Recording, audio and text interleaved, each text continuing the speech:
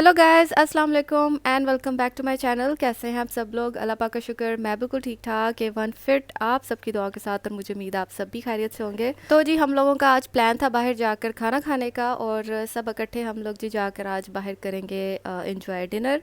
और यहाँ पर जब भी आप किसी पाकिस्तानी रेस्टोरेंट में जाते हैं तो वहाँ पर ना गाड़ी की जो पार्किंग है ना बहुत मुश्किल से मिलती है, क्योंकि लेफ़्ट और राइट पे जो गाड़ियाँ खड़ी थी ना उनके दरमियान में ये बेचारी गाड़ी बहुत ही मुश्किल से पार्क हुई, लेकिन एनीवेज उमर ने लगा दी, क्योंकि वरना हमें बहुत आगे जाके लगानी पड़ती, क्योंकि छोटे बच्चों के साथ ना बड़ी मुश्किल हो जाती है अगर आप कहीं दूर पार्किंग करें ना, और फिर आपको चल के आना पड़ता है, कभी एक का हाथ पकड़े हैं कभी दूसरे को चुप करवा रहे हैं, तो बड़ी मुश्किल हो जाती है। और फिर माशाल्लाह जो हमारी मैडमें है ना दोनों, ये है भी नखरीलू, इनके हाथ भी पकड़ो ना तो ये माइंड कर जाती हैं। और चलो एक को तो हम अभी पकड़ते हैं, ये जो दूसरी मैडम हानिया ना इसको फिर बड़ी मुश्किल से ना कैरी करना पड़ता है अपने साथ साथ। तो जी पंजाब रेस्टोरेंट हम लोगों ने डिसाइड किया था कि हम जाएंगे, और ये पहली बार नहीं हम यहाँ पर आके खा रहे, हम काफ़ी टाइम आ चुके हैं। और पहले इनका दूसरा होता था रेस्टोरेंट, छोटू सा था, लेकिन अभी इन्होंने काफ़ी अच्छा और काफ़ी बड़ा है कि अगर आप आराम से, काफ़ी बड़ी भी फैमिली हो, आप आराम से जाकर जी एक ही जगह पे आप आराम से इंजॉय कर सकते हैं। तो बहुत ज़बरदस्त इन्होंने जो ये ब्रांच है अपनी ओपन की है, शायद हो सकता है पहले से हो, लेकिन मैं यहाँ पर फ़र्स्ट टाइम हम लोग गए थे।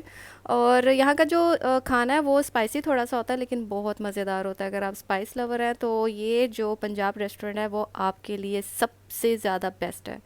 तो जी यहाँ पर अभी हमने ऑर्डर दे दिया था, उमर को जी बता दिया गया था। और इनकी जो डिशेस है ना वो देखने में प्लेटर्स जो हैं बहुत ही छोटू छोटू लगते हैं, लेकिन माशाल्लाह माशाल्लाह खाना जो है ना वो ख़त्म होने को नहीं आता। और काफ़ी कुछ हम लोगों ने ऑर्डर किया था, मुझे तो अभी बिल्कुल भी नाम नहीं याद कि हम लोगों ने क्या क्या ऑर्डर किया। लेकिन कोई भी चावल वाली हमने डिश बिल्कुल नहीं की, क्योंकि हम लोग जब भी बाहर से खाते हैं ना तो कोशिश ये होती है कि बिरयानी शरियानी को छोड़ के ना बाकी जो कड़ी वगैरह वाली चीज़ है ना वही खाएं, क्योंकि बिरयानी और चावल तो घर में हम खाते रहते हैं। तो इस वजह से हमने कोई भी यहाँ पर चावल का जो सीन है ना नहीं रखा हुआ था। तो प्लेटर्स आप देख सकते हैं, देखने में बहुत छोटू है, लेकिन माशाल्लाह माशाल्लाह जितने भी प्लेटर्स हैं ना ये इनमें भी सालन बच गया था। तकरीबन हम माशाल्लाह से 7 से 8 बंदे थे खाने वाले, और उस लिहाज से खाना जो है ना माशाल्लाह बहुत ज़्यादा था। कोई भी चीज़ हमने डबल ऑर्डर नहीं की थी, सिंगल सिंगल ही ऑर्डर की, और माशाल्लाह वही बहुत ज़्यादा थी। और बहुत ही मज़ेदार था, और थोड़ा सा तीखा था, लेकिन बहुत मज़े का था। साथ में गार्लिक नान और जी ये तंदूर की रोटियाँ, ये भी हमने इंजॉय की। और ये है जी रसमलाई, और मैंने लिया था जी फ़लूदा, ये भी मैंने और उमर ने मिल के खाया था। ये यहाँ पर शायद आपको थोड़ा सा लग रहा हो, लेकिन माशाल्लाह इसकी क्वांटिटी भी बहुत ज़्यादा थी। और फ़लूदा जो है ना मैंने पूरे कतर में जहाँ जहाँ से खाया मुझे सबसे ज़्यादा पंजाब रेस्टोरेंट का ही पसंद आया। तो जब भी आपने स्पेशली फ़लूदा एंजॉय करना है तो पंजाब रेस्टोरेंट से ज़रूर खाइएगा। और यहाँ पर जी जो मेरी जेठानी और उनके भाई आए थे पाकिस्तान से, तो जी यहाँ पर ये कुछ पाकिस्तान की सौगातें हैं, जिसमें नान खताई और तरह तरह की जी मिठाइयाँ। और ये मेडोरा जो पाउडर है ना ये मैं अक्सर मंगवा लेती हूँ, जो भी मुझे पता चलता है ना पाकिस्तान से आ रहा है तो मैं मेडोरा पाउडर, पता नहीं क्यों यहाँ पर भी एनीवेज पाउडर्स की कमी तो बिल्कुल नहीं है, लेकिन कोई ऐसी चीज़ ख़ास होती है जो आपको अच्छी लगती है। तो मैं जब अपनी सिस्टर की शादी पे गई थी, मैंने जब उस टाइम मैं लेकर आई थी तो मुझे बहुत अच्छी लगी थी इसकी खुशबू। और जी यहाँ पर उमर के कज़न आ रहे थे पाकिस्तान से, तो मैंने वहाँ पर भी जी पहले से ही अपना जो ऑर्डर है ना मेडोरा पाउडर्स का दिया हुआ था कि मुझे जितने भी इसके फ्रेगरेंस है ना मुझे चाहिए। तो जो जो उनको मिले वो लेकर आ गए थे। और अगेन वो जी पिंक वाला फिर से ले आए सेट, जो मेरे पास पहले से ऑलरेडी था, जब मैंने अपनी जेठानी के भाई के थ्रू उनसे कह कर मंगवाया था। तो जी इस बार जो उमर के कज़न है वो लेकर आए थे बर्फ़ी, और बहुत ही मज़ेदार थी। मुझे पर्सनली इतनी मिठाइयों का क्रेज़ नहीं है, मुझे सबसे ज़्यादा जो पसंद है वो रसगुल्ला पसंद है। और मुझे मिठाइयों में कुछ ख़ास ज़्यादा चीज़ें नहीं पसंद। बर्फ़ी जो है वो पापा को बहुत पसंद है, इसलिए मैं फिर जब कोई पाकिस्तान से आ रहा हो स्पेशली, तो रसगुल्ला तो नहीं मैं कह सकती, क्योंकि वो आप जहाँ पर होते हैं ना वहीं से ही खाएं तो ज़्यादा बेहतर है। उसके अंदर ज़्यादा वो लिक्विड होता है, जिसकी वजह से हम लोग नहीं उसको ट्रैवल करवा सकते।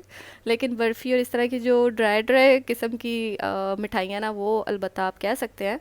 और यहाँ पर जी नेक्स्ट डे हो गया था, समझ नहीं आ रही थी क्या बनाएं क्या बनाएं, तो अम्मी कहती चलो जी हम बनाते हैं बर्गर्स। अम्मी बना रही थी बर्गर, अम्मी कहती मुझे सेट तो करने दो, तुम साथ ही एकदम ही शूट करने लग पड़ती हो, सारा खलारा पड़ा हुआ है। मैंने कहा कोई बात नहीं अम्मी, यही देसी लोगों का ना ये देसी काम ही है। तो बस हम लोगों का ये जो फटाफट तैयार होने वाला बर्गर है, जिसमें चीज़ नहीं सॉरी, बस आपने मायो लगाई, केचप लगाया, और जो आपने उसके अंदर फ़िले करना है किसी भी कटलेट का, या इस तरह हम लोगों ने जी बोनलेस चिकन का फ़िले बनाया था वो हम लोगों ने बीच में फ़िल किया था, एंड दैट्स इट।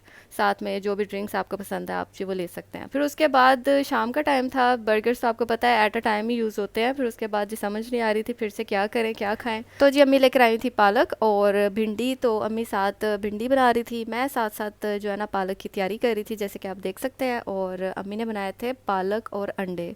जब अम्मी ने मुझे पालक अंडे बोला, मैंने कहा अम्मी आप पालक अंडे कैसे बनाएंगी, अंडों को शायद हाफ़ फ्राई करके या कुछ करके ऐसे। अम्मी कहती नहीं, बॉयल करके अंडे और पालक के अंदर, पता नहीं शायद अम्मी की सास ऐसे बनाती थी, कौन ऐसे बनाता था, अम्मी ने मुझे बोला था, मुझे भी याद नहीं।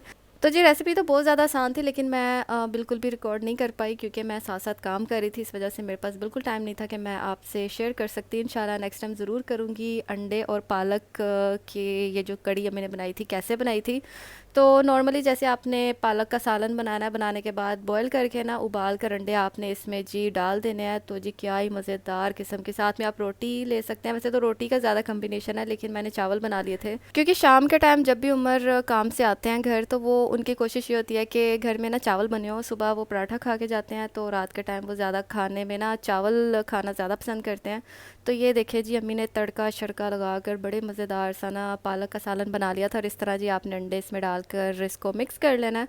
तो जब मैंने उमर को चावल और ये सालन दोनों सर्व किए, मुझे पता है भिंडी तो बिल्कुल भी चावलों के साथ नहीं जाती, लेकिन मैं क्या करूँ मैं खुद सुबह रोटी खा चुकी थी, मैंने कहा नहीं अभी मैं चावल ही खाऊंगी जैसे भी खाऊंगी। तो भिंडी का सालन तो मैंने वैसे ही खाया था और थोड़े से चावल साथ में, ये मैंने एक अंडा और पालक का सालन डाल लिया था।